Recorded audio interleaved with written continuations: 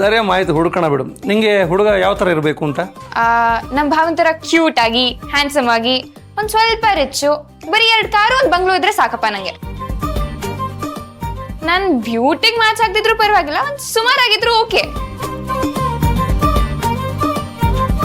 ಆದ್ರೆ ನಂಗೆ ನಾಯಕ್ ಫ್ಯಾಮಿಲಿ ಅವರಾದ್ರಂತೂ ಇನ್ನೂ ಓಕೆ, ಡಬಲ್ ಓಕೆ.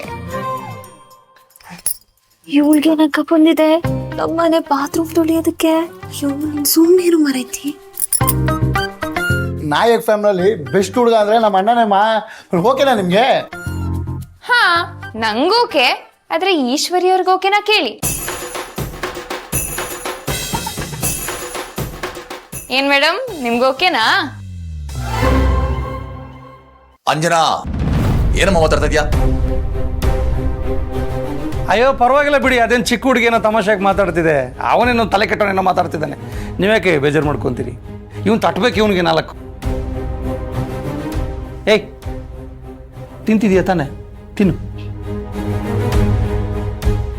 ಅಯ್ಯೋ, ನೀವು ಹಾಗೆ ಕೂತಿದ್ರಲ್ಲ, ನಿಮ್ಗೆ ಏನಿಷ್ಟ ಅಂತ ಹೇಳಿ, ನಾನು ಬೇಗ ಅಡುಗೆ ಮಾಡಿಬಿಡ್ತೇನೆ. ಅಯ್ಯೋ ಹೌದು ಸರ್, ತಾವು ತಿನ್ನಲೇ ಇಲ್ಲ. ಅಯ್ಯೋ, ಏನು ಬೇಡ, ತಪ್ಪು ತಿಳ್ಕೊಬೇಡಿ. ನಾವು ಮದುವೆ ಮುಂಚೆ ಎಲ್ಲೂ ಹೀಗೆ ಹೊರಗೆ ಹೋಗಂಗಿಲ್ಲ. ಹೋದ್ರೂ ಊಟ ತಿಂಡಿ ಮಾಡೋ ಪದ್ಧತಿ ನಮ್ಮಲ್ಲಿಲ್ಲ. ಸರ್, ತಮಗೆ ಉಳ್ಕೊಳ್ಕೋ ವ್ಯವಸ್ಥೆ ಮಾಡಿದ್ದೀನಿ. ಶಾಮಣ್ಣವ್ರೆ, ನಾವು ಊಟನೇ ಬೇಡ ಅಂತಿದ್ದೀವಿ, ಇನ್ನು ಉಳ್ಕೊಳ್ಳೋ ಮಾತಿಲ್ಲಿದೆ. ನಾನು ಹೋಟ್ಲಲ್ಲಿ ರೂಮ್ ಬುಕ್ ಮಾಡಿದ್ದೀನಿ. ಬುಕ್ ಮಾಡಿದ್ದೀನಾ? ಹೂನಾ, ಬುಕ್ ಮಾಡಿದ್ದೀನಿ. 5 ಸ್ಟಾರು. ಅಲ್ಲಿ ಯಾವಾಗಲೂ ಉಳ್ಕೊತೀವಿ, ಅಲ್ಲೇ ತಾನೆ? ಓಹೋ, ಅದೇ. ಸ್ವಲ್ಪ ಇರಿ, ದೀಪ ಹಚ್ಚೋ ಟೈಮ್ ಆಯಿತು. ಹೆಣ್ಮಕ್ಳಿಗೆಲ್ಲ ಕುಂಕುಮ ಕೊಟ್ಬಿಡ್ತೀನಿ. ಕೂತಿರಿ. ಸರಿ.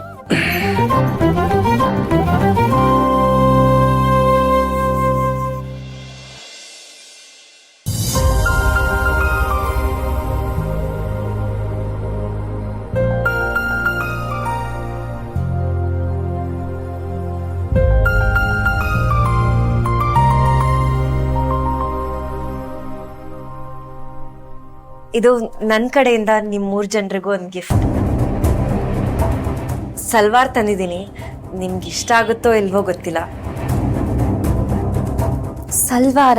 ಹಾ, ನೀವು ಡೈಲಿ ಆಫೀಸ್ಗೆ ಹೋಗೋರಲ್ವಾ, ಸೀರೆ ಆದ್ರೆ ಒಕೇಶನಲಿ ವೇರ್ ಮಾಡ್ತೀರಾ, ಅದಕ್ಕೆ ಸಲ್ವಾರ್ ಆದ್ರೆ ಯೂಸ್ ಆಗುತ್ತೆ ಅಂತ ತಂದೆ. ಹೌದೌದು, ನಾವು ಸೀರೆನೆಲ್ಲ ಯಾವಾಗಲೂ ಒಂದ್ಸಲ ಉಟ್ಕೊಳ್ಳೋದು. ತಗೊಳ್ಳಿ.